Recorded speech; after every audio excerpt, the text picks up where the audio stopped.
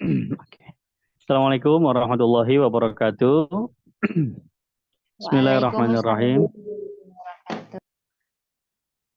Bismillahirrahmanirrahim. Alhamdulillahirabbil alamin wa bihi nasta'in ala umuri dunya waddin.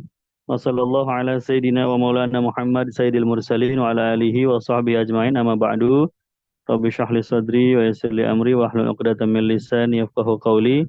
Bapak Ibu, teman-teman sekalian yang dirahmati Allah, alhamdulillah ya, bersyukur kepada Allah Subhanahu wa taala yang mana pada malam hari ini kita masih dalam limpahan rahmat karunia nikmat dari Allah Subhanahu wa taala sehingga kita bisa berkumpul dalam majelis ilmu ya yang penuh dengan keberkahan. Mudah-mudahan Allah limpahkan keberkahannya bagi kita semua sebagaimana Allah taala juga melimpahkan keberkahan bagi para penuntut ilmu yang berada di yang menuntut ilmu di dunia nyata ya seperti meskipun kita menuntut ilmu di dunia maya ya, di dunia Zoom, tapi insya Allah tidak mengurangi keberkahannya. Salawat serta salam kita sampaikan kepada suri teladan kita, baginda Nabi Muhammad Sallallahu Alaihi Wasallam, yang mana sudah kita bahas mukjizat beliau, mukjizatnya Rasulullah Sallallahu Alaihi Wasallam. Salah satunya itu Isra dan Mi'raj, sudah sampai kepada 3 pertemuan. Ya, insya Allah ini pertemuan terakhir ya, pertemuan keempat membahas tentang apa ya, bunga rampai lah ya, atau tambahan-tambahan pengetahuan seputar Isra Mi'raj yang sayang sekali untuk kita lewatkan ya, mumpung lagi bahas Isra Mi'raj, jadi sekalian kita dapat ilmunya ya yang ada di kanan kirinya peristiwa Isra Mi'raj itu bisa kita dapatkan juga ya. Baik, yang pertama di antara yang peristiwa yang menarik dari Isra dan Mi'raj itu adalah tentang Rasulullah SAW yang memakai sandal ya ketika beliau sedang perjalanan Isra dan Mi'raj tersebut ya. Menarik ini. Kenapa dibahas sama ulama? Ulama membuat pembahasan tersendiri ini ya. Padahal Rasulullah pakai gamis, pakai jubah, pakai sorban, pakai peci, pakai sarung ya kan ya, pakaiannya orang Arab, pakai sendal ya. Tapi yang dibahas kenapa cuma sendalnya doang begitu ya? Rasulullah pakai sorban, ya kan? Pakai gamis, ya. Tapi tidak ada yang istimewa. Gamisnya Nabi itu ketika Isra Mi'raj, justru yang istimewa adalah sandalnya, ya.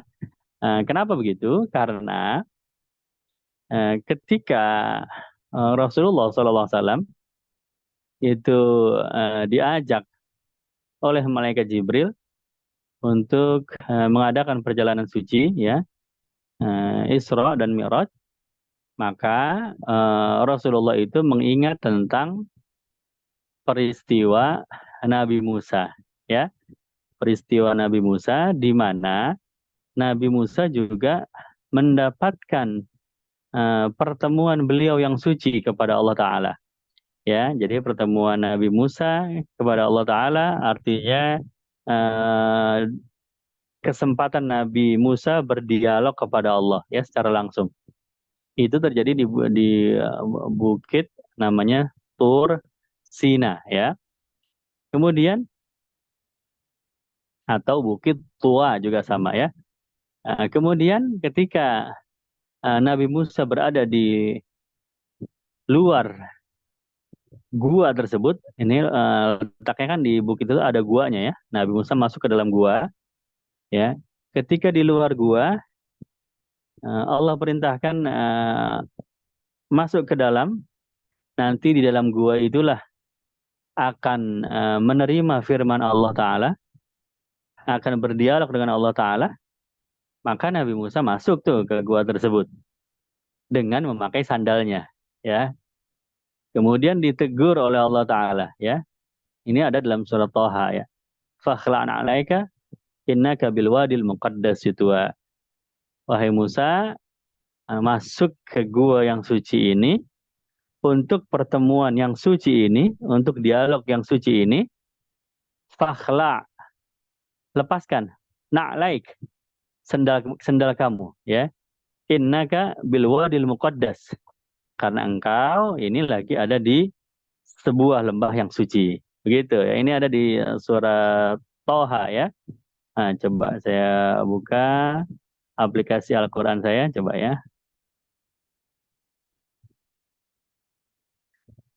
Sehingga dari sini kita mengetahui, oh iya, kenapa ulama banyak yang membahas kelebihan dari sandalnya Rasulullah SAW ya, dibandingkan dengan sandalnya para nabi dan para rasul yang lain. Ya. Karena memang di dalam Quran itu sandal yang dipermasalahkan. Nah ini share-nya mana ya? Jadi bukan gamisnya, bukan sorbannya, tapi sandalnya. Share layar. Oke. Nah ini ya, baris paling bawah ayat ke-12 dari surat Toha.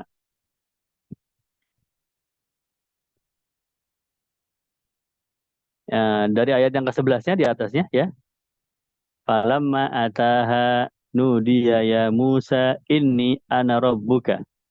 Ya, maka ketika dia datang, maka Allah memanggil, wahai Musa, saya adalah Tuhanmu. Inni ana rabbuka. Ya, fakhla, maka lepaskan. Na'laika. Ini na'laika itu baris yang paling bawah. Na'laika gitu sendal kamu. Ya, sendal kamu. Innaka bil wadil muqaddas tua. Sesungguhnya engkau sedang berada di bukit yang suci bernama Bukit Tua. Gitu ya. Jadi Nabi Musa mundur lagi, keluar ke mulut gua, melepaskan sandalnya, kemudian masuk lagi ke gua yang suci tersebut. Ya. Nah, itulah sebabnya kita seringkali menjumpai kisah tentang Isra dan Mi'raj, ulama membahas kok tentang sendal gitu ya, karena memang di surat Toha itu sendal yang sedang jadi objek ceritanya ya, bukan sorban, bukan gamis. Rasulullah SAW ketika diajak malaikat Jibril untuk Isra Mi'raj, Nabi ingat, wah dulu Nabi Musa suruh lepas sendal untuk pertemuan yang suci. Nah, ini apa bedanya dengan saya ini ya kan? Ini ada pertemuan suci, berarti Rasulullah lepas sendal juga. Kemudian beliau berangkat dengan malaikat Jibril, tetapi malaikat Jibril menahan Rasulullah dengan mengatakan, wahai Nabi, kenapa engkau lepas sendal? Ya kan? Eh, saya tidak diperintah oleh Allah untuk memintamu melepas sendal, gitu. Jadi nggak ada perintah dari Allah Taala agar Rasulullah nanti Isra Mi'rajnya lepas sendalnya seperti Musa. Maka Rasulullah pakai lagi itu sandalnya, ya. Berangkatlah itu Isra dan Mi'raj dalam keadaan sandalnya Rasulullah masih melekat di kakinya beliau yang mulia, ya. Begitu. Ini ketika saya mendengar kisah ini ya bertahun-tahun yang lalu dari guru-guru kita, oh menarik juga ya. Artinya sesuatu, pelajarannya apa? Sesuatu yang biasanya terletak di bawah, di telapak kaki ya, terletak di tempat yang paling rendah, tapi ketika dia bersama seorang kekasih ya, dia bersama dengan orang yang tepat ya, orang yang menjadi rahmat bagi seluruh alam ya, orang yang menjadi pemimpinnya Nabi dan Rasul, akhirnya dia bisa mendapat kerimbangan yang sangat tinggi ya. Itu satu-satunya sendal di dunia yang bisa naik ke langit ketujuh, bahkan ke Sidratul Muntaha ya. Itu sandalnya Rasulullah SAW. Jadi hikmahnya apa Bapak Ibu sekalian? Kita ini makhluk yang rendah ya. Kita lahir dalam keadaan kotor ya, penuh darah di mana-mana ya. Dari jalan juga jalan yang kotor ya. Jalan lahir kita itu adalah jalan tempat keluarnya air kecil ya. Manusia buang air kecil, keluar air seni dari tempat yang sama dengan kita dilahirkan. Jadi kita ini makhluk yang kotor. Kemudian kita hidup membawa-bawa kotoran di dalam perut kita. Dan kita nanti ketika sudah meninggalkan dunia ini, jasad kita akan menjadi sesuatu yang kotor, ya, yaitu akan menjadi bangkai, ya. Sehingga orang-orang juga tidak nyaman mencium bau jasad kita yang sudah mati, maka mereka menguburkan jasad kita biar nggak kecium baunya, karena baunya itu bau busuk. Jadi hina sekali kita ini, ya. Tetapi ketika kita bersama dengan orang-orang soleh, berjalan dalam langkahnya orang-orang soleh, maka insya Allah kita mendapatkan kedudukan, diangkat derajat kita oleh Allah Subhanahu wa taala, ya, di dunia dan di akhirat. Jadi senantiasa bersama orang soleh, ya. Persis seperti dalam peristiwa Ashabul Kahfi, ya. Anjingnya Ashabul Kahfi itu juga binatang yang biasanya eh, di apa diusir, ya kan? Kalau ada anjing mendekat tentu kita usir dia, suruh jauh. Tetapi ketika bersama dengan Ashabul Kahfi, justru anjing tersebut diceritakan dalam Quran, ya. Namanya diceritakan dalam Quran, wa kalbuhum, ya kan? Dan anjing mereka, ya. Ketika nama sesuatu makhluk, ya, diceritakan dalam Quran, berarti dia sudah disebut dari alam azali, karena Quran itu sifatnya kan kodim, insya Allah, ya.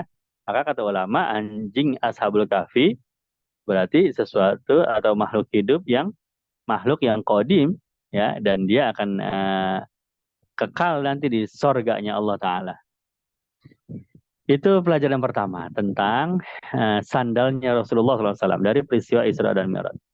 Pelajaran kedua, ya, bahwa bandingannya dengan Nabi Musa lagi.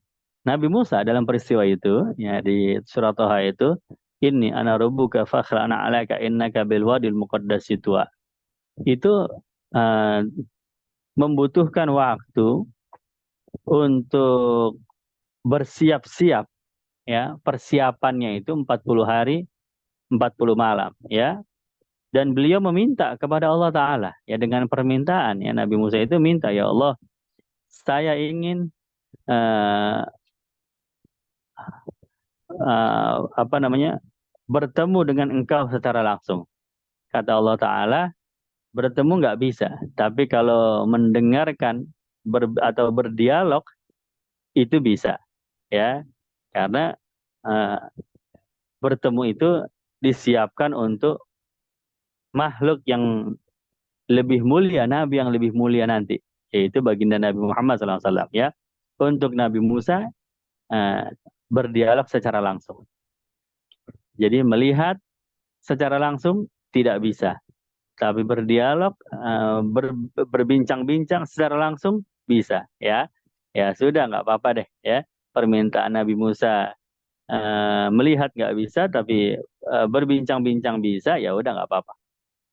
Jadi apa yang Allah berikan kepada Nabi Musa itu dengan permintaannya Nabi Musa, ya. Nabi Musa minta dulu, baru dikasih sama Allah Taala, ya. Ya, jadi namanya kekasih, ya. Nabi Musa kan hambanya, kekasihnya Allah, ya. Hambanya Allah, nabinya Allah, dicintai oleh Allah Taala. Namanya Nabi Musa minta dikasih. Apa yang diminta Nabi Musa dikasih oleh Allah Taala. Tetapi Bapak Ibu sekalian, Isra dan Mi'raj ini tidak ada sejarahnya, ya, tidak ada bukti-buktinya bahwa Rasulullah SAW pernah memintanya kepada Allah. Jadi Nabi nggak pernah minta, wahai Allah, saya pengen perjalanan Isra Mi'raj, enggak, ya, atau ya Allah, saya pengen berdialog dengan engkau secara langsung seperti Musa, enggak, ya. Atau saya pengen melihat bagaimana luasnya jagat raya ini, langit ini. Enggak pernah minta. Jadi sama sekali Nabi enggak minta. Allah memberikannya secara langsung, ya. Spontan, begitu aja, ya. Begitu aja Allah berikan sebagai satu nikmat dari Allah, ya. Nah, ini juga ada hikmahnya ya, bahwa apa yang Allah berikan kepada setiap hamba yang tidak diminta terkadang itu lebih besar daripada apa yang diminta oleh hambanya itu ya. Cuma kita kadang-kadang tidak syukur nikmat, ya kan? Kita selalu mengukur karunia Allah itu kalau permintaan kita sudah dikabulkan, ya. Padahal Allah memberikan kita yang tidak kita minta itu jauh lebih banyak, jauh lebih luar biasa daripada apa yang kita minta. Ya, kita minta kepada Allah, ya Allah, saya ini mau melamar pekerjaan agar saya dapat diterima lamaran kerja saya, ya kan? Atau kalau lagi sakit, ya Allah, saya ini mohon kepada Engkau agar disembuhkan penyakit saya, ya kan? Sakit apa? Sakit mata misalnya, ya Allah, saya minta kepada Engkau agar Engkau sembuhkan penyakit mata saya, ya kan? Atau sakit kaki dan lain sebagainya macam-macam. Ya, atau kita permintaan urusan rezeki, urusan macam-macam ya, kesehatan, urusan jodoh, urusan uh, rumah tangga, apa aja. Itu kita minta, senantiasa minta kepada Allah. Padahal di balik itu Allah senantiasa memberikan apa yang tidak kita minta ya. Ketika kita minta, ya Allah, mata saya sakit, tolong sembuhkan mata saya. Pada waktu itu Allah juga sudah memberikan kesembuhan untuk tangan, kaki, jantung, ginjal, paru-paru, dan semua tubuh kecuali mata. Ya, ah, hanya karena kita sedang sakit mata, jadi kita mengeluh seolah-olah eh, Allah belum berikan apa-apa kepada kita karena mata kita masih sakit begitu. Padahal yang diberikan Allah yang tidak kita minta jauh lebih besar daripada apa yang kita minta ya. Nah, ini salah satu hikmah dari Isra Mi'raj.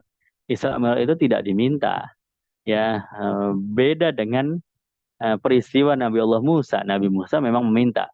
Tapi yang terjadi Isra Mi'raj jauh lebih besar, jauh lebih luar biasa, jauh lebih istimewa daripada peristiwa di Gua Tursina Nabi Musa itu ya. Nah, ini juga hikmah. Baik, kemudian apalagi hikmahnya dari Isra Mi'raj? Nah, ketika kita mendengar, ini salah satu hikmahnya lagi ini. Ini penting juga ini ya, menarik juga. Ketika kita mendengar Rasulullah SAW itu apa bertemu dengan nabi-nabi yang sebelumnya ya. Nabi Adam di langit pertama, Nabi Isa dan Nabi Yahya langit kedua, kemudian Nabi Yusuf langit ketiga, Nabi Idris langit keempat, Nabi Harun langit kelima, Nabi Musa langit keenam, Nabi Ibrahim langit ketujuh ya. Dan kita sudah bahas hikmahnya ya.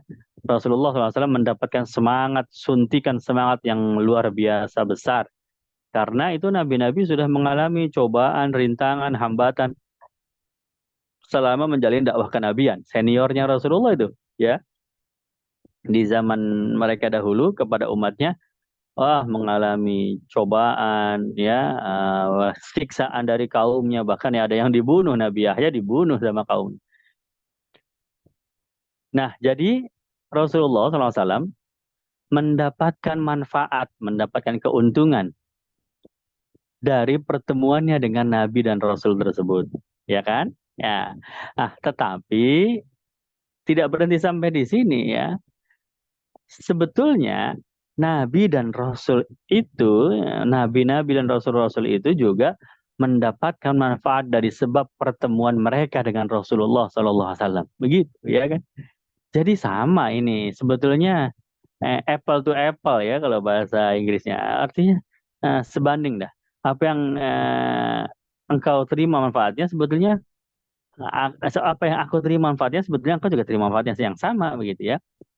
Jadi kenapa? Karena mereka para nabi dan rasul itu bisa melihat bertemu secara langsung seorang nabi terakhir yang selama mereka di dunia dulu ketika mereka jadi nabi dan rasul, mereka selalu mengabarkan berita tersebut kepada kaumnya, ya kan? Eh, semua nabi dan rasul itu diutus ke Allah kepada kaumnya untuk mengajarkan agama tauhid la ilaha illallah, dan mereka juga ada kewajiban mubasysyiran bi rasul ya'ti min ba'di ismuhu Ahmad, kan kata dalam Quran begitu ya. Semua nabi dan rasul itu pasti kasih tahu kepada umat mereka, nanti akan ada nabi akhir zaman namanya Ahmad. Begitu semua nabi dan semua rasul ya. Artinya bagian dari pelajaran iman mereka ya, iman kepada nabi yang terakhir ya. Kalau kita nggak ada, karena kita sudah langsung nabinya, langsung nabi-nabi yang terakhir itu ya nabi kita begitu ya. Tapi nabi-nabi Rasul yang sebelumnya itu ada bab tersebut ya, bab iman kepada nabi yang terakhir. Nabi itu namanya Ahmad ya. Jadi umat-umat dulu tahu akan ada dengan munculnya Rasulullah, dan dengan umatnya Rasulullah tahu, umat-umat dahulu diceritain gitu sama nabi mereka. Jadi kita ini termasuk orang yang sudah diceritakan, orang-orang sebelum kita zaman dulu tahu keadaan kita ya, umat Rasulullah seperti apa begitu ya kan. Nah, para nabi dan rasul itu senantiasa mendakwahkan nabi terakhir, mereka belum pernah ketemu dengan Rasulullah seperti apa ini orangnya, baru ketemu dalam peristiwa Isra Mi'raj. Itu kan satu kehormatan bagi para nabi dan para rasul tersebut begitu ya. Jadi ketika Rasulullah bertemu dengan para nabi dan para rasul, kedua arah ya, kedua belah pihak mendapatkan manfaat ya. Ini sama seperti ketika malaikat Jibril, setiap malaikat Jibril turun menyampaikan wahyu kepada baginda Nabi Muhammad SAW, Rasulullah itu mendapatkan manfaat ya, menerima ayat kan dapat manfaat ya. Tapi malaikat Jibril juga mendapatkan manfaat dari keuntungan dari pertemuannya dengan Rasulullah SAW ya. Itu saya kutip dari kitabnya As-Sayyid Al-Alim Al-Alamah Al-Hafidh Al-Musnid Al-Habib Abdullah bin Abdul Qadir Balfaqih. Itu seorang ulama ahli hadis. Dia sampai derajat Al-Hafidh ya, dalam tingkat hadis ya. Berarti hafalannya 100.000 hadis. Ya, itu salah satu yang menarik, apa namanya, nasihat-nasihatnya, kumpulan nasihat-nasihatnya. Rasulullah SAW mendapatkan keuntungan setiap kali malaikat Jibril menurunkan wahyu kepada baginda Nabi, ya kan? Tetapi jangan lupa, malaikat Jibril juga mendapatkan keuntungan setiap kali bertemu dengan Rasulullah SAW. Ya, dari sudut pandang dua-duanya sama-sama makhluk ya, sama-sama makhluknya Allah. Ya, tapi Rasulullah rahmatan lil alamin, wa ma arsalnaka illa rahmatan lil alamin. Nabi itu menjadi rahmat bagi semuanya alam. Artinya apa itu alam? Kullu masya Allah. Semua selain Allah itu namanya alam. Ya, artinya semua makhluk. Termasuk para malaikatnya, termasuk malaikat Jibril juga. Jadi uh, ini loh orang yang dengan sebab keberadaan dia, kelompok para malaikat mendapatkan rahmat. Ya kan? Wa ma arsalnaka illa rahmatan lil alamin. Jadi malaikat Jibril merasakan apa ya, kebahagiaan, kenikmatan yang luar biasa. Maka ada satu hadis di kitab yang sama ya, disebutkan malaikat Jibril itu ketika turun menurunkan wahyu terakhir, beliau menangis ya, karena udah tidak punya kesempatan lagi untuk bolak-balik bertemu dengan Rasulullah SAW ya. Jadi beliau mendapatkan kesenangan, kenikmatan ya yang luar biasa ketika bertemu dengan Rasulullah SAW ya. Itu Allahumma sholli wa sallim wa barik alaih. Itu kelasnya malaikat ya, kelasnya malaikat. Raisul malaikah malah ya, pimpinannya para malaikat itu masih senang, masih merasa senang, bahagia bertemu Rasulullah, dan sedih kalau mengalami perpisahan dengan Rasulullah ya. Apalagi kita gitu ya, maka kita itu lebih patut lagi untuk merindukan pertemuan dengan Rasulullah SAW. Ya, jadi itu salah satu hikmah berikutnya, butiran-butiran hikmah dari Isra Mi'raj, bahwa ketika uh, Rasulullah bertemu dengan para nabi dan para rasul, kedua belah pihak mendapatkan manfaat yang sama gitu ya, kedua arah itu ya. Kemudian Bapak Ibu sekalian yang dirahmati Allah, apalagi di antara apa serpihan serpihan hikmah, eh, kita termasuk umat yang beruntung ya, karena Nabi kita mengalami Isra Mi'raj, maka kita umat yang bisa membayangkan secara langsung ya, secara lebih spesifik seperti apa luasnya alam ini, ya kan? Gitu. Kalau di dalam hadis itu kan Rasulullah itu Shallallahu Alaihi Wasallam dari Masjid Aqsa bertolak ke atas langit ya sampai jauh sekali ya, bukan lagi ribuan kilometer atau jutaan kilometer, melainkan jutaan tahun cahaya, ya kan? Satu tahun cahaya itu berapa ya dalam ilmu fisika satu tahun cahaya? Berapa berapa juta kilometer? Coba saya Google dulu ya.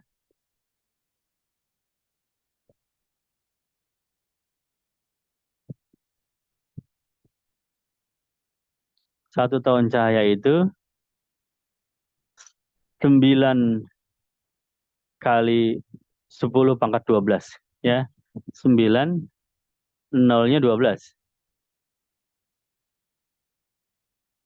triliun ya, 9 triliun. Kalau nolnya 6 juta, kalau nolnya 9 miliar, kalau nolnya 12 berarti triliun.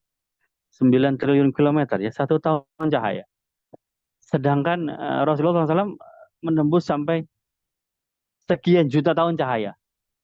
Jadi alangkah besarnya itu jagat raya yang Allah ciptakan ya. Ya itu pun masih baru langit pertama. Ya, baru langit pertama. Nanti di ujung langit pertama itu ya pertemuan dengan Nabi Allah Adam ya kan. Disitulah bumi terlihat hanya seperti sebutir debu ya dibandingkan luasnya langit pertama ini jagat raya ini ya. Tapi ternyata yang yang apa? Yang tidak diduga-duga naik lagi Rasulullah ke langit yang kedua. Langit yang kedua seperti itu lagi. Semua benda angkasa yang ada di langit pertama itu seperti sebutir debu. Begitu sudah sampai di ujung langit yang kedua. Masya Allah ya, langit pertamanya udah seperti sebutir debu. Nanti di ujung langit kedua naik lagi ke langit yang ketiga, Masya Allah. Dan semua yang ada di langit kedua, langit pertama, semuanya hanya seperti sebutir debu, saking jauhnya itu.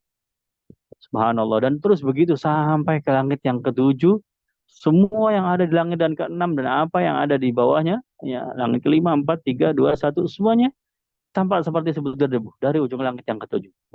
Masya Allah ya. Allahu Akbar ya. Jadi akal manusia tidak tidak sanggup untuk membayangkan besarnya alam raya ini ya.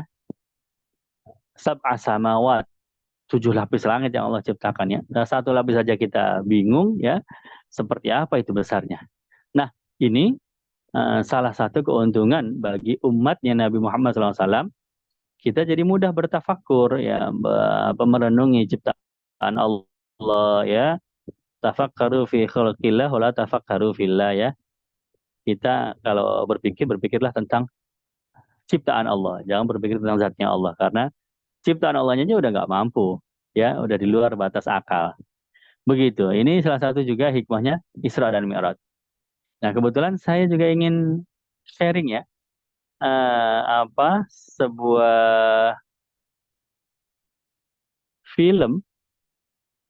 Kalau share video, mana ya? Gambar, dokumen. Share layar kali ya? Oke. Berarti saya buka dulu di video saya, di layar saya. Ini video tentang besarnya jagat raya ya.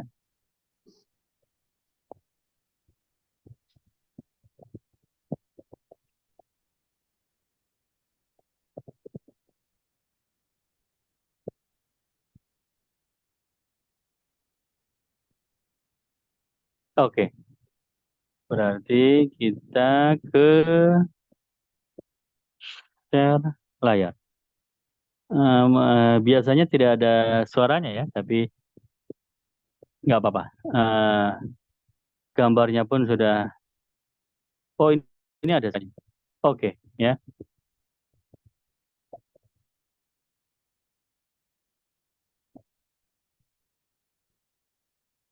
Baik ya, kita lihat sama-sama ya.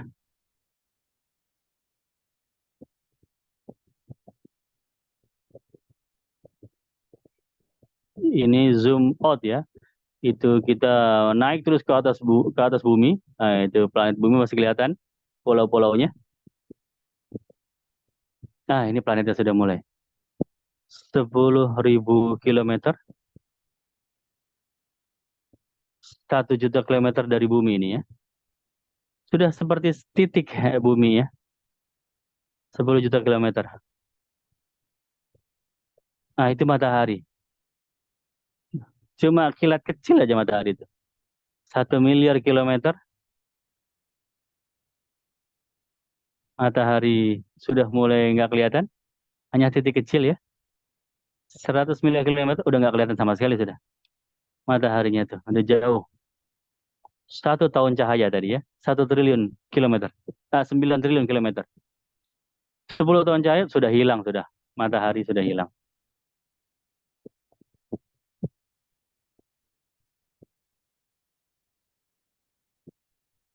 1.000 tahun cahaya, 20.000 tahun cahaya, 50.000 tahun cahaya.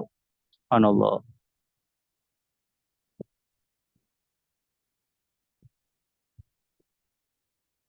Ini galaksi Bima Sakti. Jaraknya 200.000 tahun cahaya. Ternyata di alam raya ini ada galaksi juga. Selain Bima Sakti yang sudah sebegitu besarnya ya. Galaksi Andromeda dan galaksi-galaksi yang lain. Lihat itu ada berapa ribu galaksi.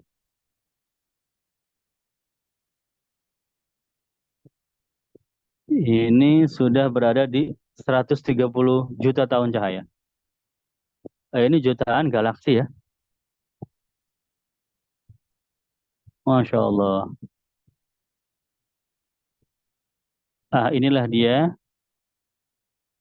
Oh, jutaan galaksi itu saling saking banyaknya sampai kalau dilihat dari jauh, dari 40 miliar tahun cahaya seperti ini tuh. Nah, inilah dia yang disebut sebagai universe atau alam semesta. Ternyata universe juga di langit sana ada banyak, multiverse, ya, berbagai semesta.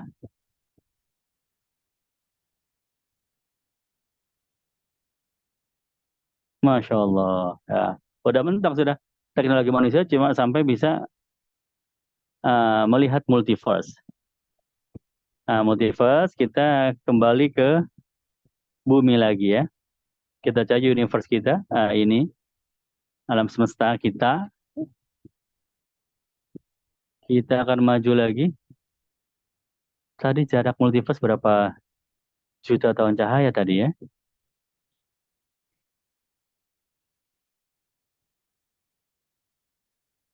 Masya Allah.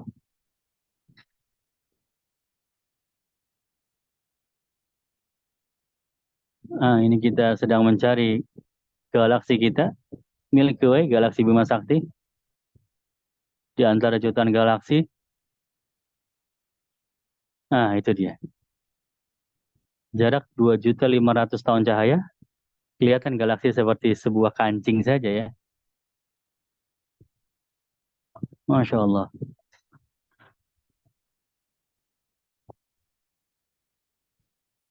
Ini kita sedang mencari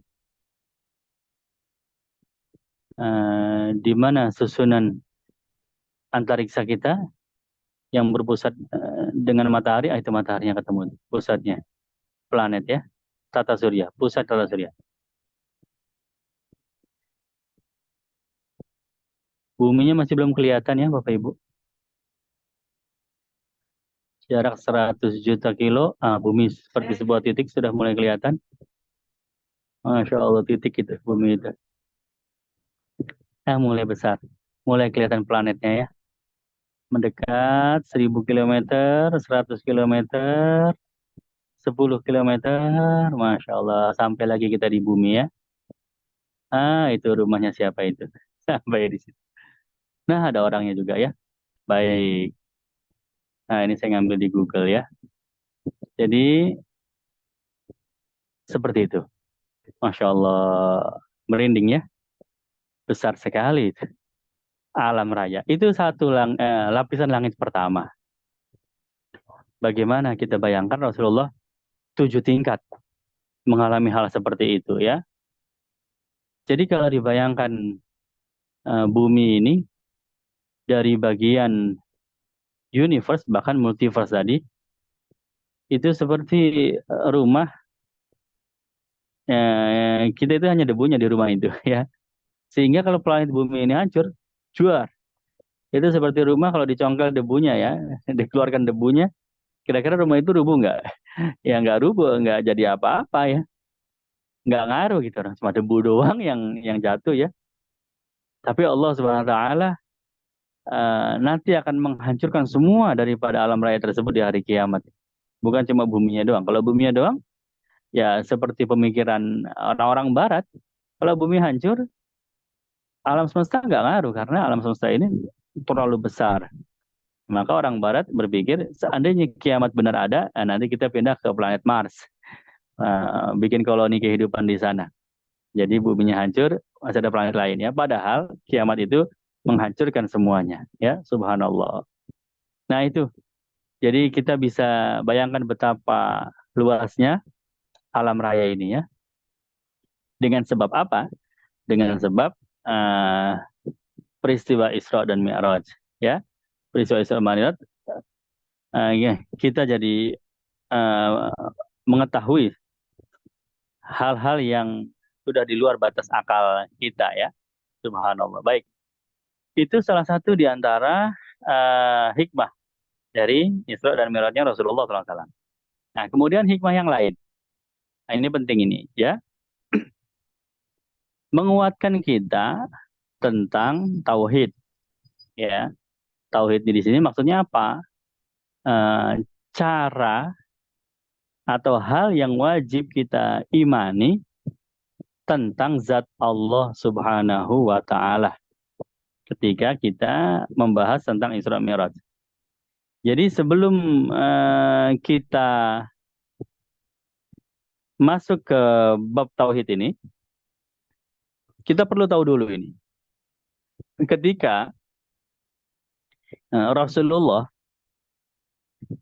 uh, bertemu dengan Allah Ta'ala dari atas langit ketujuh, dari atas Sidratul Muntaha, ya, kemudian berdialog dengan Allah Ta'ala, maka apakah para nabi dan para rasul yang lain juga mengalami atau pernah mengalami hal yang sama di tempat-tempat yang berbeda? Ya, maka jawabannya iya, yaitu contohnya tadi yang sering diulang-ulang, satu, Nabi Musa. Nabi Musa juga mengalami hal yang sama dengan Rasulullah, cuma grade-nya turun sedikit. Beliau itu Nabi Allah Musa berbincang-bincang, berdialog langsung dengan Allah Ta'ala. Di mana? Di bukit. Jadi artinya di gunung ya. Gunung yang ada di bumi. Jadi bukan di langit. Nabi Musa itu ada di bumi. Itu Nabi Musa. Kemudian siapa lagi yang dalam Quran disebutkan? Nabi Allah Adam. Nabi Allah Adam berbincang-bincang, berdialog dengan Allah Ta'ala. Ya kan? Ketika Allah perintahkan jangan mendekati pohon ini ya. Semua nikmat boleh engkau nikmati di dalam surga, kecuali ini pohon jangan engkau dekati. Ya. Nah, itu Nabi Allah Adam. Di mana itu kejadiannya? Di surga. Ya, jadi sudah ada dua itu ya. Sudah ada tiga berarti. Rasulullah di atas langit ketujuh, Nabi Musa di bumi, di gunung, ya. Nabi Adam di langit. Nabi Adam di surga, ya kan? Nabi Rasulullah di langit, Nabi Musa di bumi, Nabi Adam di surga. Kemudian siapa lagi? Nabi Allah Yunus alaihi salatu wassalam. Itu juga sama, ya. Paling dekatnya keadaan beliau kepada Allah Ta'ala menerima firman secara langsung ketika berada di perutnya ikan paus. Berarti di bawah kedalaman laut, ya. Di bawah, di dasar bumi, justru di bawah laut. Ya kan? Masya Allah. Jadi menarik ini. Memang ayatnya begitu, ya. Sebagian nabi itu Allah berikan eh, apa kelebihan mereka berbincang langsung kepada Allah Subhanahu wa taala. Nah, ini ada ayatnya ini, ya. Saya buka ayatnya. Al-Baqarah ayat 253. Yuk kita buka ayatnya. Share, ya.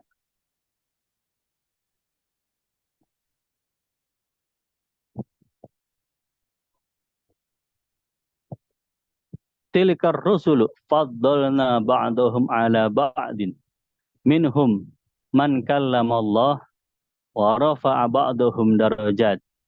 Ya, itulah dia para rasul-rasul aku, kata Allah, yang mana kami melebihkan, mengangkat derajat mereka sebagian di antara sebagian yang lain. Di antaranya yang langsung berbicara kepada Allah, langsung berarti, ya. Di antaranya lagi yang diangkat derajatnya oleh Allah dibandingkan para nabi yang lainnya. Dan juga Allah Ta'ala memberikan kepada Nabi Musa, Nabi Isa, ya, Nabi Isa bin Maryam, yaitu sebuah petunjuk, ya, al-bayyinat. Wa ayyadnahu bi ruhil qudus, ya, dan diberikannya itu Ruhul Kudus. Nah, ini jadi salah satu ayat sebagai bukti, ya, dalil bahwa para nabi dan para rasul memang ada sebagian mereka, bukan cuma Rasulullah, ya.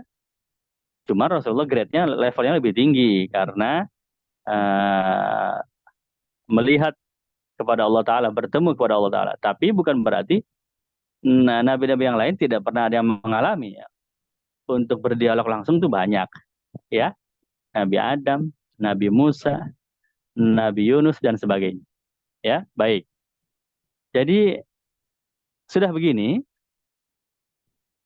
maka timbul pertanyaan, ya,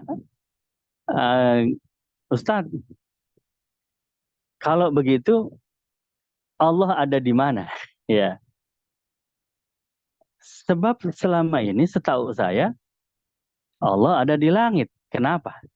Karena peristiwa Isra Mi'raj, Rasulullah naik sampai ke atas langit bertemu dengan Allah. Berarti Allah ada di langit. Ya, wah, berarti malam ini terbantah dong. Kenapa? Karena kalau memang Allah ada di langit, Nabi Musa nggak ketemu dengan Allah Ta'ala di bumi. Harusnya Nabi Musa diangkat juga ke langit. Nabi Yunus tidak ketemu di bawah laut, harusnya ke langit juga dong. Tapi di bawah laut ada Allah Ta'ala. Di gua ketemu sama Allah Ta'ala. Di surga Nabi Adam ada lagi Allah Ta'ala. Kalau gitu Allah ada di mana-mana. Nah, ini juga sama, ya.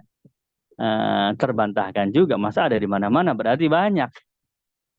Kalau begitu ada di mana? Nah, inilah eh, bangunan tauhid kita terbentuk ketika kita membahas Isra dan Mi'raj, ya, bahwa tayangan yang kita lihat tadi, bumi sedemikian besar, ya, kita dari bumi naik terus sampai ke langit, ya kan, sampai ke langit terus, itu semuanya masih dalam bayangan akal, masih bisa kita imajinasikan, ya, masih bisa tergambarkan, kita gambarkan, oh seperti itu, ya, naik terus, oh langit seperti itu, ya kan.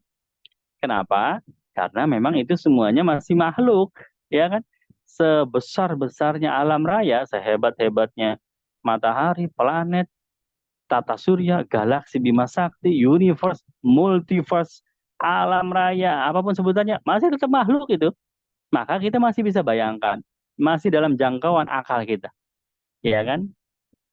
Tapi begitu kita membahas tentang zat ketuhanan itu sudah di luar jangkauan akal. Karena tidak mungkin makhluk satu level akalnya dengan Khalik pencipta. Ya, jadi pertanyaan Allah ada di mana itu sebuah pertanyaan yang eh, berusaha untuk mengkategorikan Allah Ta'ala sebagai bagian dari makhluk. Karena yang ada di mana itu semuanya makhluk. Nah, maka kita tidak boleh menyangka atau menduga Allah ada di sini kayak, di situ kayak, di mana kayak, nggak boleh. Ada di langit kayak, di gua kayak, di dalam laut, atau di surga, atau di mana. Ya, sebab semua yang memiliki tempat berarti makhluk. Ya, oh kalau begitu tidak ada di mana-mana. Nah, ketika kita masih berpikir ada di mana atau tidak ada di mana, itu semuanya pertanyaan yang terkait dengan makhluk. Maka kita harus keluar dari zona makhluk.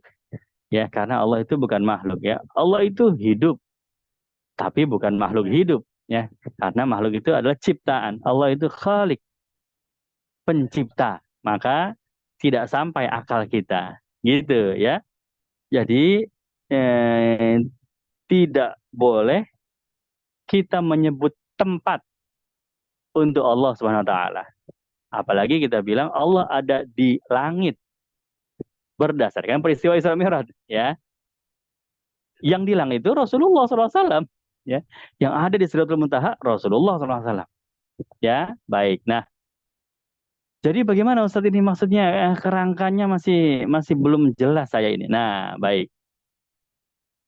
Bukankah di dalam hadis telah disebutkan Rasulullah bertemu dengan Allah Ta'ala? Iya betul ya.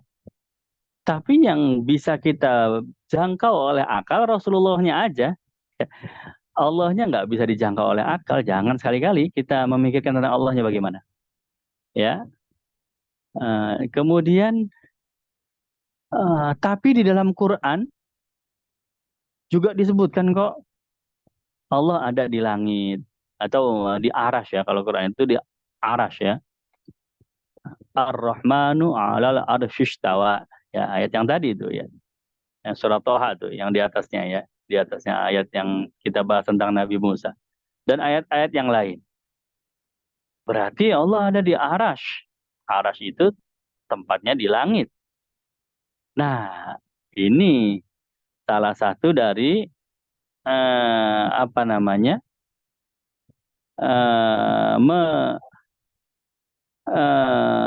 menggunakan satu ayat tanpa mempertimbangkan ayat-ayat yang lain. Kenapa?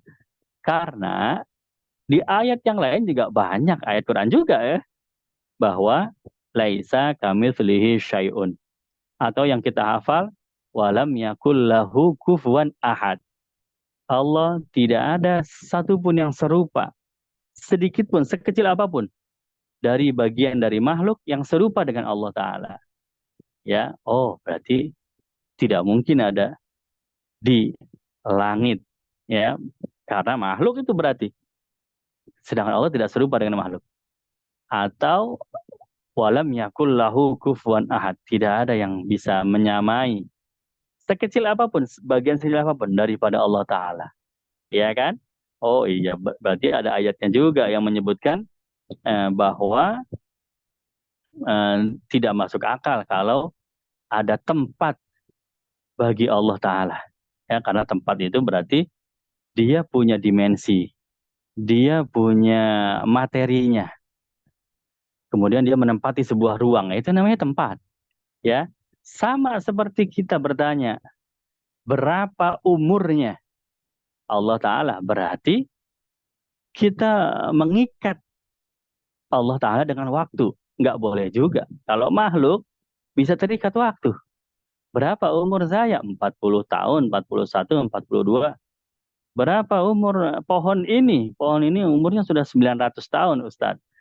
Tua sekali pohon ini ya. Iya, ini pohon sudah tua. Berapa umurnya bumi? Wah, mungkin 1 juta tahun, 5 juta tahun. Makhluk terikat waktu, maka ada umur, ya. Waktu tahun ini, tahun kemarin, tahun ini, tahun yang akan datang. Sedangkan Allah Ta'ala tidak terikat waktu. Wah, tidak masuk di akal, Ustadz. Bagaimana Allah Subhanahu Wa Ta'ala hidup, maha hidup, tapi kok tidak terikat waktu? Waktu berjalan, ya. Tapi Allah tidak tambah tua, tidak tambah tahun. Nah, itulah dia salah satu bagian dari tauhid. Laisa kamitslihi syai'un. Ya, jangan menyerupakan Allah seperti manusia gitu. Nah, apa sebabnya? Waktu, yang namanya waktu itu ciptaan Allah ya. Ketika Allah menciptakan makhluk, nah baru ada waktu dimulai di situ ya. Jadi dulu ketika tidak ada apa-apa, entah wallahu alam, hanya Allah yang mengetahui ya. Ketika belum ada apa-apa, belum ada malaikat, belum ada manusia, belum ada alam raya, hanya ada Allah yang Maha Esa. Belum ada makhluk, belum ada apa-apa. Pada saat itu tidak ada waktu, tidak ada tempat. Begitu Allah ciptakan makhluk pertama, baru sekaligus satu paket dengan waktu. Menghitunglah waktu itu, umur dari makhluk itu. Allah ciptakan surga, ciptakan neraka, ciptakan malaikat, ciptakan alam raya, ciptakan manusia, ciptakan jin, ciptakan hewan tua. Semuanya terikat sama waktu. Pertama kali begitu Allah ciptakan makhluk, baru ada tempat ya.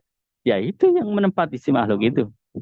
Jadi dalam dimensi ketuhanan tidak sama dengan dimensi makhluk, gitu ya. Nah, ini subhanallah dibahas sama ulama ini, ya, bagian tentang lalu bagaimana kita mengimani Rasulullah bertemu dengan Allah Subhanahu Wa Taala. Nah, ya kan? Kan hadisnya begitu Ustaz bilangnya.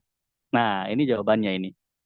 Kita beriman kepada semua hadis maupun semua ayat yang di situ menyebutkan sifat Allah atau karakteristik dari Allah Subhanahu wa taala seolah-olah mirip seperti karakteristik manusia. Padahal sudah kita bahas ya secara akal tidak mungkin dong ya, Tuhan sama seperti makhluk. Tapi ayatnya begitu, hadisnya begitu, ya kan? Maka jawabannya kita beriman dengan ayatnya, dengan hadisnya, tapi kita tidak tahu maksudnya apa. Hanya Allah yang tahu maksudnya. Gitu. Itu dalam bahasa Arab, amantu billah ala muradillah. Saya beriman kepada Allah, ya. Dan saya beriman kepada ayat-ayatnya Allah ala muradillah, sesuai dengan apa yang dikehendaki oleh Allah, maknanya seperti apa. Dan kita nggak tahu maknanya gitu. Sudah. Oh iya, saya beriman Rasulullah bertemu dengan Allah Subhanahu Wa Taala, tapi mekanismenya gimana? Saya nggak angkat tangan menjelaskan. Kenapa? Hanya Allah yang mengetahui. Yang jelas bukan mekanisme seperti ini, ya. Seperti dua orang bertemu, Abu Bakar dengan Umar bertemu, tidak seperti ini. Ya, ini mah makhluk, pertemuan makhluk, tidak seperti itu. Ya, lalu bagaimana? Ala muradillah, cuma Allah yang tahu, ya. Ah, kalau di kalangan ulama ahli tafsir, ini masalah yang sangat mudah, sangat simpel, ya. Ketika saya mendapat penjelasan ini, simpel banget ya. Contohnya begini, jadi ada satu hukum di antara manusia saja, bahwa ketika seseorang berbicara, hanya dia yang tahu maknanya apa pembicaraan orang itu. Ya, contohnya saya deh, saya berbicara kepada Bapak Ibu. Tadi pagi saya melihat lukisan ayah. Ya, udah saya bicara begitu tuh, satu kalimat. Tadi pagi saya melihat lukisan ayah. Maka yang tahu persis maknanya apa ya cuma saya yang ngomong ya. Bapak Ibu yang dengar tidak akan bisa memastikan dengan persis. Ini Ustadz maksudnya apa sih Ustadz? Ustadz tadi pagi ngelihat lukisan ayah. Apa lukisan ayahnya Ustadz? Maksudnya gitu. Jadi ada sebuah lukisan, ayahnya Ustadz dilukis di situ, ya kan? Atau lukisan atau ayahnya Ustadz pelukis, ya kan? Jadi itu ada lukisan, lukisan gunung, tapi yang gambar gunungnya itu ayahnya Ustadz. Atau lukisan ya dilukis oleh orang lain, ya lukisan entah gambarnya hutan apa entah gambarnya harimau, tapi dibeli sama ayahnya Ustadz. Jadi lukisan ayah, lukisannya punya ayah ya kan? Atau lukisan tentang seorang bapak dengan sifat-sifat kebapaan dengan anak-anaknya. Wah, menggambarkan ayah banget nih lukisan, ya kan? Ya, jadi nggak ada hubungannya dengan ayah saya ya. Pokoknya itu figur seorang ayah di lukisan tersebut. Atau wah, macam-macam. Jadi maknanya itu bisa puluhan, bisa ratusan. Siapa yang tahu makna yang hakiki? Cuma saya yang ngomong. Ya, tadi pagi saya melihat lukisan ayah. Apa ini maksudnya? Maka Bapak Ibu ketika ditanya, tahu nggak maksud Ustadz apa tadi ngomong? Saya kembalikan maknanya kepada Ustadz yang ngomong. Saya tidak bisa memastikan. Nah, itulah dia apa hal yang paling benar ketika kita bertemu dengan ayat-ayat dalam Quran maupun hadis tentang sifat-sifat Allah. Karena di Quran itu banyak ya. Kalau di hadis itu salah satunya kisah Isra Mi'raj. Allah bertemu dengan Nabi Muhammad. Bagaimana bertemunya Ustadz? Ala muradillah. Saya kembalikan maknanya kepada Allah. Manusia nggak tahu. Di Quran ada biyadihil khair wa huwa ala kulli syai'in qadir. Di tangan Allah segala kebaikan. Nggak boleh kita bilang, berarti Allah punya tangan. Nah, antara tangan Allah yang ada di Quran itu tidak sama dengan kalimat kita. Apakah Allah punya tangan? Karena kalau kita bilang begitu, berarti tangan yang dimaksud sini adalah bayangan tentang makhluk, manusia. Ya, ada lengannya, ada sikunya, ada jarinya, ada telapaknya, gitu nggak boleh. Jadi tangan Allah ala muradillah. Kita kembalikan kepada Allah, Allah yang tahu maknanya. Yang jelas bukan tangan seperti manusia. Dan kita nggak boleh berkata, Allah punya tangan. Cuma tangannya itu cuma Allah yang tahu. Nggak boleh juga. Berarti ketika kita bilang Allah punya tangan aja itu sudah memanusiakan, ya kan? Kemudian apalagi? Ya, eh, dalam hadis juga sama. Sesungguhnya Allah Ta'ala turun ke langit dunia pada sepertiga malam terakhir. Turunnya bagaimana? Kalau di dunia manusia yang namanya turun ya sesuatu dari atas ke bawah itu turun. Ya, apakah kita akan mensifati Allah Ta'ala dengan atas bawah itu ada arahnya? Tentu saja tidak. Ala muradillah. Ya udah, kembalikan kepada Allah Ta'ala. Maknanya kita nggak tahu karena kita cuma manusia. Ya kan? Apalagi ini ayat berkaitan dengan Allah Ta'ala. Makin nggak tahu aja kita. Ya kan? Begitu. Jadi kesimpulannya adalah Al-Quran itu ketika menyebutkan ayat-ayat yang demikian uh, tidak bisa difahami secara zohirnya, bulat-bulat. Ya, Al-Quran itu butuh ilmu. Ya, Al-Quran itu butuh ilmu untuk memahaminya. Kalau guru saya sering memberi contoh betapa uh, tidak mudah untuk memahami Quran kalau kita cuma zohirnya aja. Akhirnya jadi meleset kita. Jadi terpeleset kalau hanya zohirnya aja. Pokoknya di Qurannya begini ya, berarti sudah harus kita iman begini. Uh, tapi yang bicara, yang berfirman itu Allah. Yang tahu mananya hanya Allah. Begitu ya. Contohnya ini favoritnya saya punya guru kalau ketika menjelaskan ayat ya.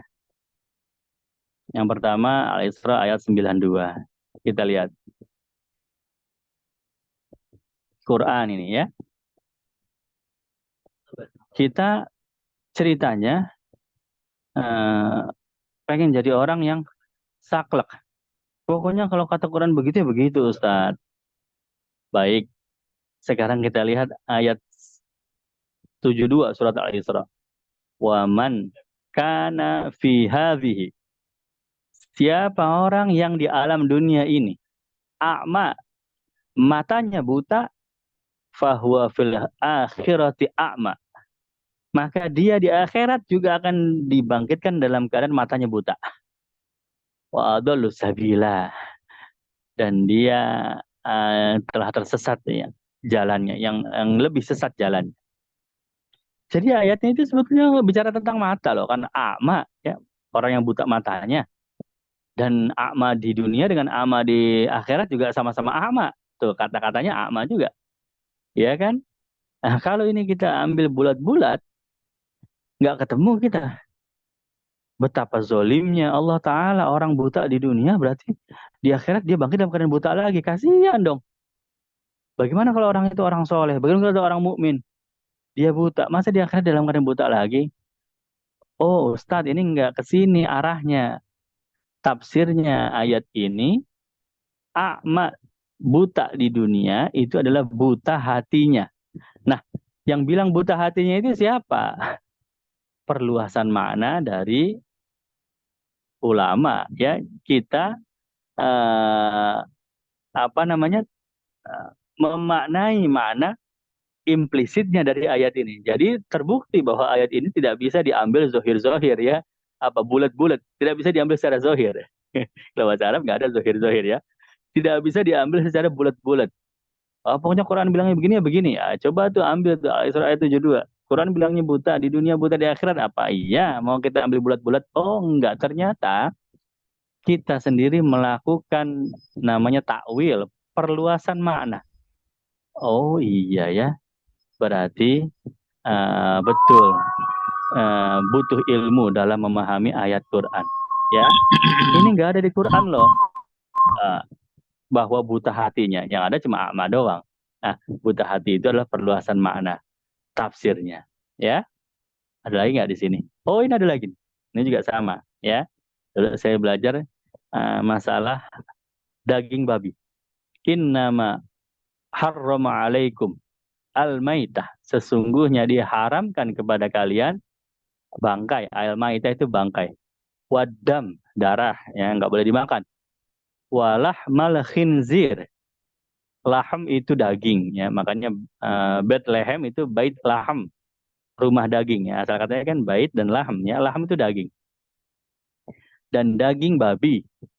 Wa ma uhilla bihi li ghairillah.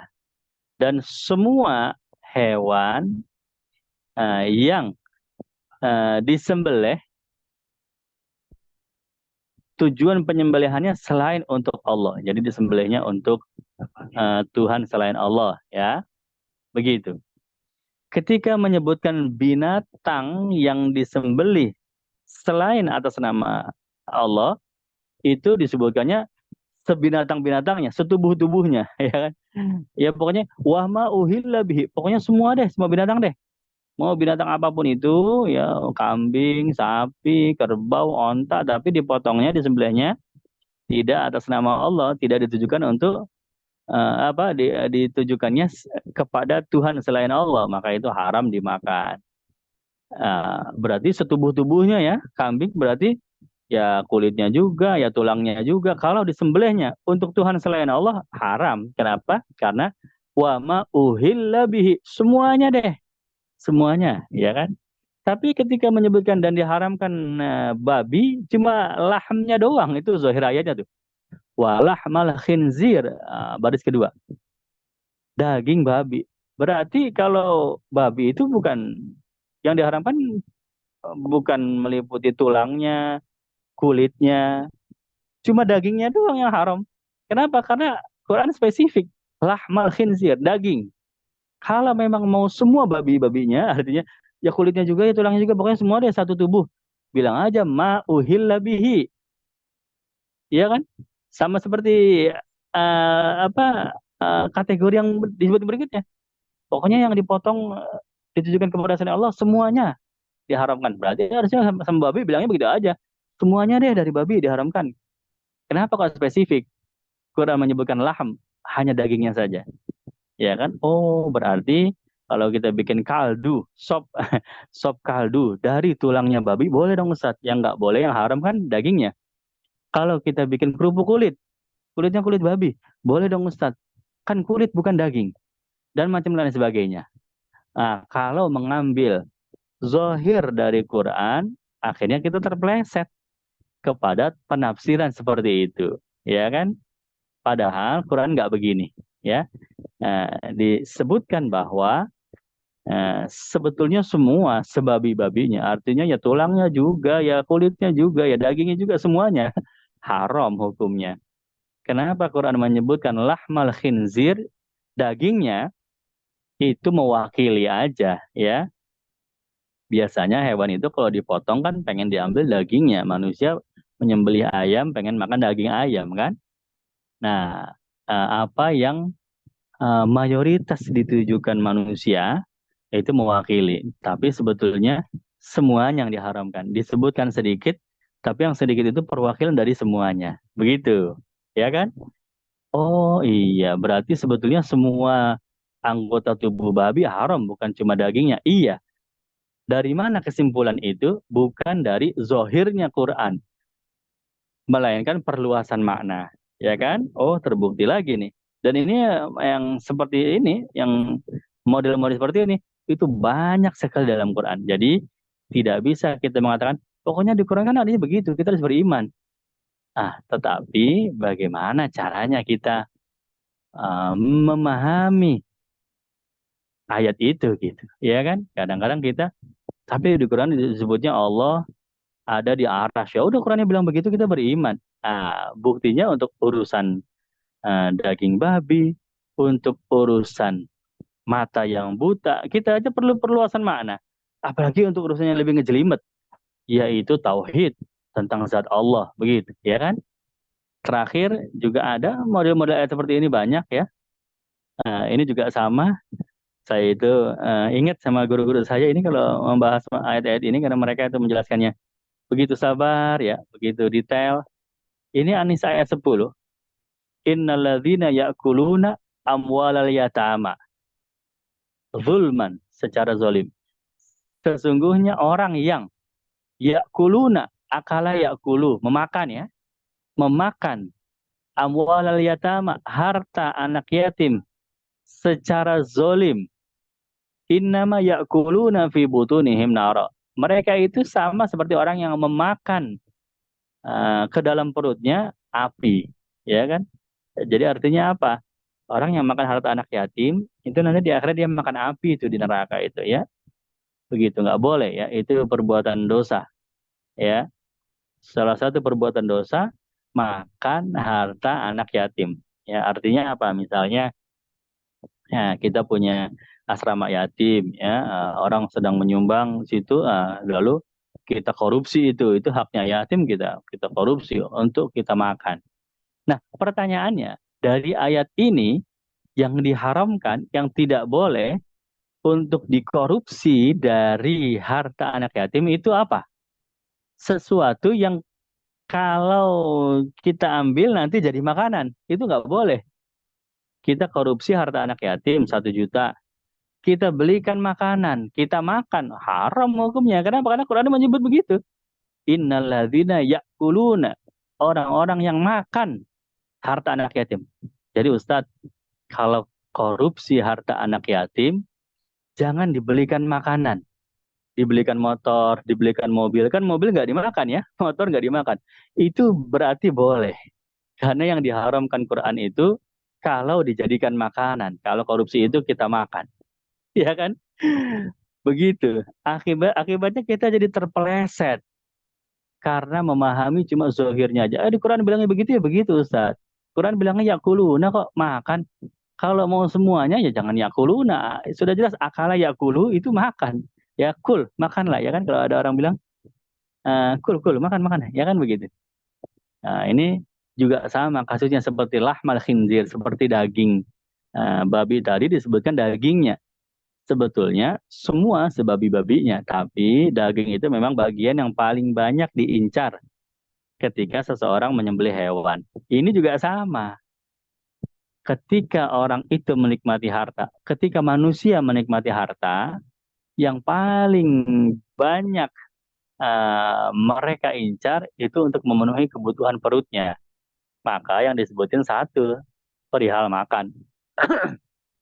Sebetulnya mau dipakai untuk apapun ya tetap haram hukumnya ya.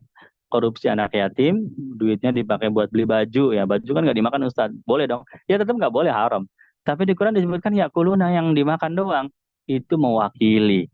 Disebut makan, tapi sebetulnya semua yang dipakai juga, yang dikendarai juga, yang diapain juga, pokoknya nggak boleh lah harta anak yatim secara zalim itu. Oh begitu ya. Iya. Oh berarti jelaslah kita sekarang bahwa ayat Quran maupun hadis tidak bisa bulat-bulat kita terima begitu saja tanpa ada ilmu. Ya, ini perihal ayat syariat ini. Ini ayat syariat ya. Makan harta anak yatim, makan daging babi. Ini ayat tentang iman baru ini ya. Keadaan manusia di hari akhir juga sama.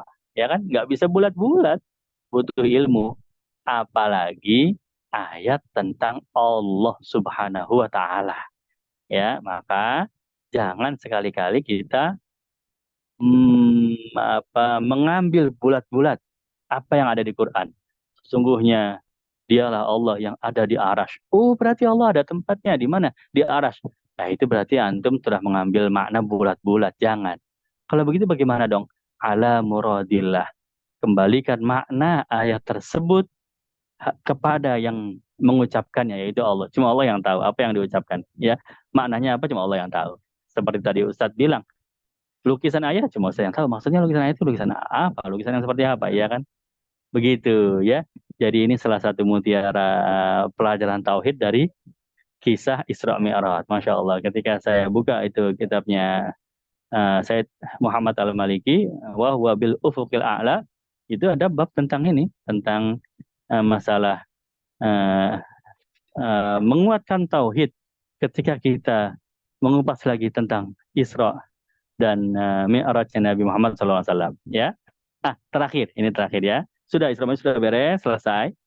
Kita sudah kuat tauhid kita, berarti tidak boleh mensifati Allah dengan sifat manusia. Laisa kamitslihi syai'un dalam ayat ya. Walam yakul lahu kufuwan ahad ya, dalam ayat juga ada ya. Kalau ketemu ayat yang mensifati seolah-olah seperti sifat manusia, cukup kita bilang ala muradillah, kembalikan kepada Allah yang mengucapkannya, yang lebih tahu apa maknanya. Kita tidak tahu ya. Maka kita tidak boleh uh, mengandai-andai, karena kebetulan saya ketemu ini. Jadi perlu dibahas kalian ya. Yang sudah jelas-jelas ada di Quran aja kita bilang kembali kepada Allah, dia maknanya apa kita nggak tahu, di luar jangkauan akal karena kita makhluk. Ini malah kita mengandai-andaikan atau mensimulasikan Allah itu dengan sifat seperti manusia. Nah ini sangat tidak boleh ya. Karena saya ketemu itu sebuah postingan motivasi Islam, sampai saya tegur itu, tapi saya tahu bukan dia yang buat, pasti dia juga copy paste lagi dari tempat lain ya. Isinya kurang lebih begini Bapak Ibu. Ada suatu tulisan motivasi untuk bangun tahajud, ya kan? Wahai teman, bayangkan jika engkau sedang tidur, kemudian Allah datang, kemudian membelai rambutmu dan berbisik kepadamu, bangunlah hambaku, aku menunggu doamu. Mana permintaanmu akan aku kabulkan. Kurang lebih seperti itulah. Ya. Pada bagian Allah membelai rambutmu, Allah berbisik kepadamu. Ini udah sifat yang mensifatkan manusia. Itu saya sangat marah itu, dan saya tegur, Ibu dapat dari mana ini postingan? Ibu jangan posting lagi. Dan saya ingin ingatkan yang membuat ini. Cuman ya dia juga nggak tahu, sudah dari orang kesekian ya. Itulah dia. Kalau kita memposting tapi tanpa ilmu ya, mensifati Allah dengan sifat seperti manusia. Jadi manusia banget, jadi makhluk banget ya. Mungkin tujuannya bagus, dan mungkin yang membuatnya itu dia tidak tahu ya. Artinya belum belajar ilmu tauhid ya kan, tapi ya tetap harus kita ingatkan ya. Dan postingan-postingan ini seperti ini juga banyak ya. Yang terbaru yang saya ketemu, berusaha mengartikan akbar sebagai waliyadzubillah ya, nauzubillah, badan ya, nauzubillah min dzalik ya. Jadi Allahu Akbar, Allah Maha Besar. Artinya tubuhnya atau badannya, saya aja nggak tega ngucapinnya ya. Tapi ada postingan begitu loh, ya, besar sekali. Jadi kan ada yang bertanya, kenapa kok kita manusia tidak bisa melihat Allah? Karena Allah itu sangat besar. Buktinya kita takbiratul ihram, Allahu Akbar, Allah Maha Besar. Buktinya kita lihat ketika Isra Mi'raj, Nabi itu dari langit pertama ke langit kedua, ke langit ketiga, dari video tadi, itu kan jutaan tahun cahaya ya. Sedang satu tahun cahayanya aja itu miliaran kilometer ya. Berarti berapa juta miliar kilometer ke atas langit. Iya kan? Sehingga barulah bertemu dengan Allah. Nah itu sudah salah satu. Menyangka Allahnya ada di langit. Yang kedua, menyangka Allah itu punya badan ya, nauzubillah, seperti badannya. Nah, tubuh jisim kalau bahasa Arab itu jisim ya. Berarti sangat besar sekali dong Allah Ta'ala itu zatnya. Buktinya makhluk aja seperti itu. Wih, ngeri saya. Artinya serem saya melihat postingan kayak begini. Betapa kok ya menggambarkan ada fisik gitu, ada fisik ya. Walaupun fisik itu terbuat dari material yang kita tidak tahu, mungkin cahaya, mungkin api, atau mungkin nur, atau mungkin ya, tapi tetap aja nggak boleh dong begitu ya. Jadi ala muradillah sudah. Allahu Akbar. Allah Maha Besar ya. Bukan besar kepada badan atau tubuh. Nauzubillah min dzalik ya. Laisa kamitslihi syai'un.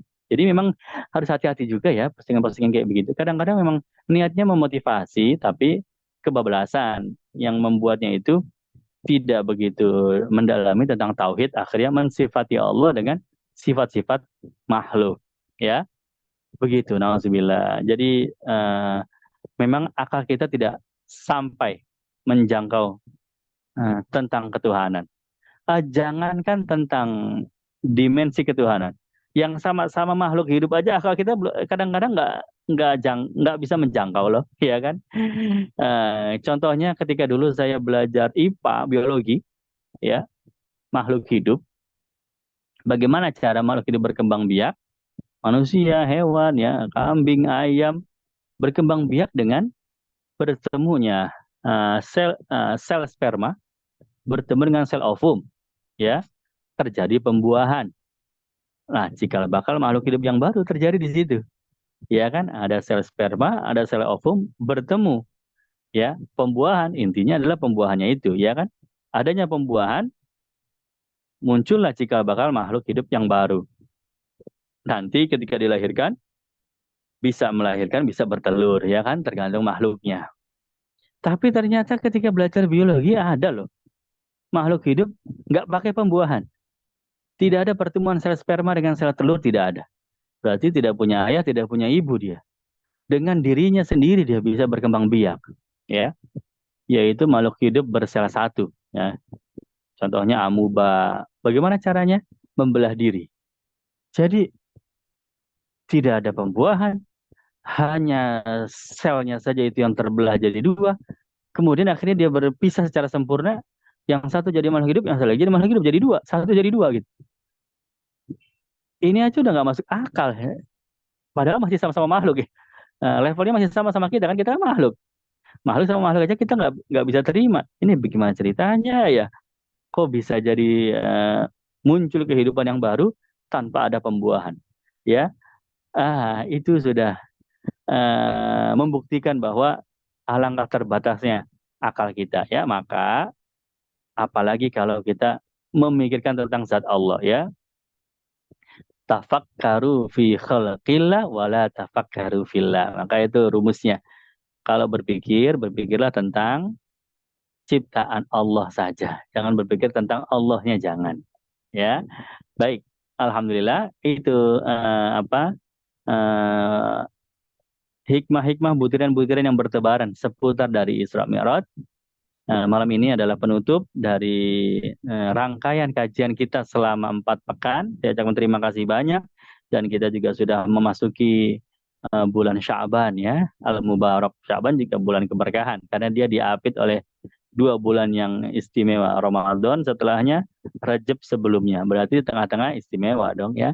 Ya itulah dia Sya'ban. Mudah-mudahan Allah berikan kita keberkahan di bulan Rajab dan bulan Sya'ban, dan menyampaikan kita ke bulan Ramadan ya.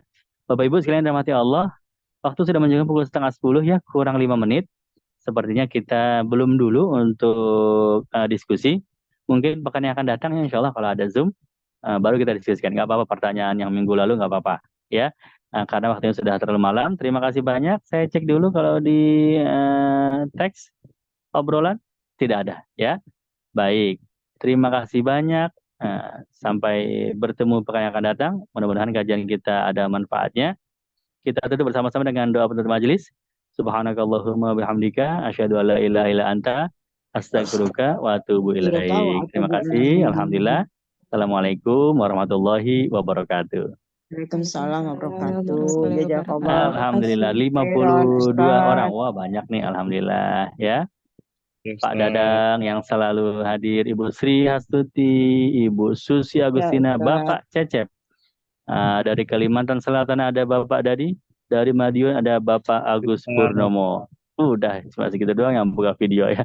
Yang lainnya mungkin sambil mengerjakan aktivitas ya. Yuk kita keluar sama-sama ya. Terima kasih banyak. Alhamdulillah. 3, Jazakallah 2, Ustaz. 1. Kita keluar sama-sama. Terima kasih.